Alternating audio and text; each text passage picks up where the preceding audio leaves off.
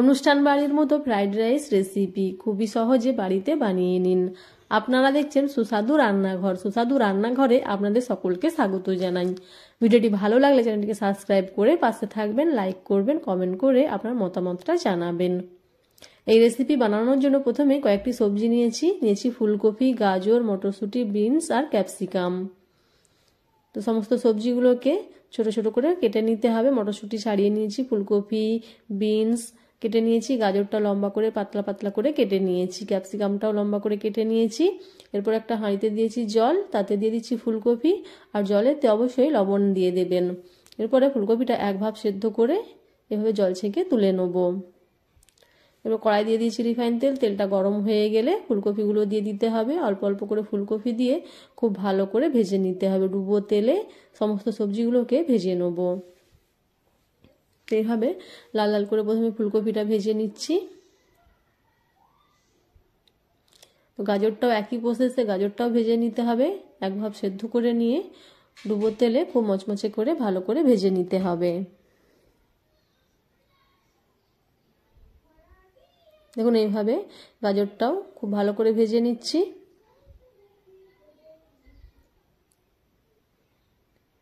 ভেজে নিয়ে গাজরটা ছেঁকে এভাবে তুলে নিচ্ছি। ওই একই তেলে আবার বিনসটাও ভেজে নেব। বিনসটাও সেদ্ধ করে নিচ্ছি।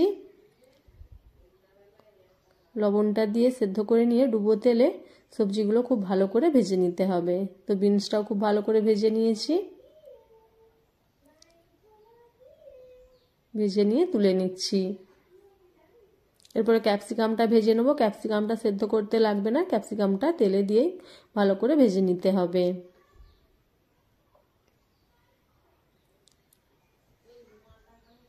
ক্যাপসিকামটাও ভেজে তুলে নিচ্ছি। খুবই সহজ, বাড়িতে এরকম সবজি দিয়েই খুবই সহজে এই রেসিপি বানিয়ে নিতে পারবেন। এরপর এখানে ভাতের জন্য একটা হাঁড়িতে দিয়ে দিয়েছি জল, দিয়ে দিচ্ছি স্বাদ মতো লবণ, লং, এলাচ, দারুচিনির ফোড়ন দিয়ে দিয়েছি, আর দিয়ে দিচ্ছি অল্প করে রিফাইন তেল। তেলটা দিয়ে দিলে ভাতটা একটাও জড়িয়ে যাবে না। এরপর এখানে আমি চালটা ভিজিয়ে রেখেছিলাম আধ ঘন্টা মতো, চালটা ছেঁকে দিয়ে দিচ্ছি। তো ভাতটা ফুটে উঠলে এখানে আমি দিয়ে দেবো মটরশুঁটিগুলো। মটরশুঁটি আর ভাতটা একসঙ্গে করে নিতে হবে। ভাতটা হয়ে গেছে, ভাতটা নামিয়ে নিয়েছি। এরপর একটা আমি হাঁড়িতে ভাতটা সাজিয়ে নেবো বা কড়াতে মিশিয়ে নিতে পারেন। প্রথমে ভাতটা দিয়ে দিচ্ছি। এরপরে ফুলকপি ভাজা, গাজর ভাজা, বিনস ভাজা আর ক্যাপসিকাম ভাজাটা দিয়ে দেবো।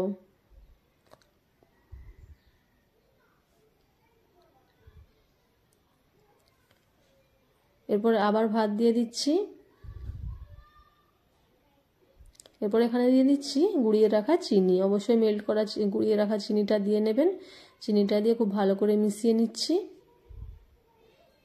আপনারা কড়াইতে দিয়েও মিশিয়ে নিতে পারেন। এরপর আমি দিয়ে দিচ্ছি 2-3 চামচ গাওয়া ঘি, আবার দিয়ে দিচ্ছি চিনি। তো এইভাবে ভাতটা সাজিয়ে নিলাম। খুব ভালো করে এভাবে মিশিয়ে নিতে হবে, তাহলেই আমাদের খুবই সুন্দর ফ্রাইড রাইস রেসিপি রেডি। ভিডিওটি ভালো লাগলে চ্যানেলকে